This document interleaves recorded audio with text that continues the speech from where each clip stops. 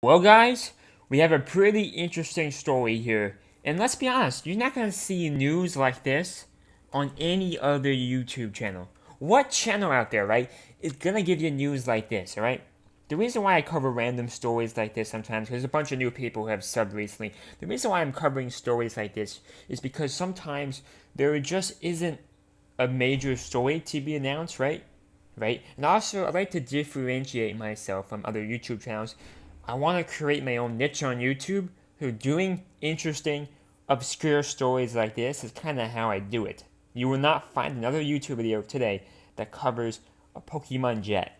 You probably won't. Anyway, let's get to the actual topic here. So basically, a company named ANA, basically they had a Pokemon themed jet, and the point of this jet was basically in response to the earthquake that took place in Kumamoto. Is that referring to the Japanese earthquake a couple years ago? I'm assuming it's probably not. I never heard of Kumamoto before. I'm not even sure where the hell that is, to be honest. But anyway, that must be some cool place. Probably, presumably in Asia, somewhere in Asia. It's definitely a very Asian Japanese name. I don't believe it's Japan. It could be, but probably not. Anyway, they're gonna finally remove the artwork from the plane. To me, that's kind of a shame. It looks so beautiful. I can't imagine how long that took to do. The amount of planning necessary to make this look nice. I'm surprised they're just taking it down. They do say they do have more plans in the future for other Pokemon planes, so don't fret. But this will in fact be the end. The last flight just finished, unfortunately, guys. And they say relief effort. They don't mention if that means donations, or maybe it's supposed to be more of an escapism thing. It's supposed to remind people of good times, of nostalgia, kind of like how in the 1920s in America you had the Great Depression.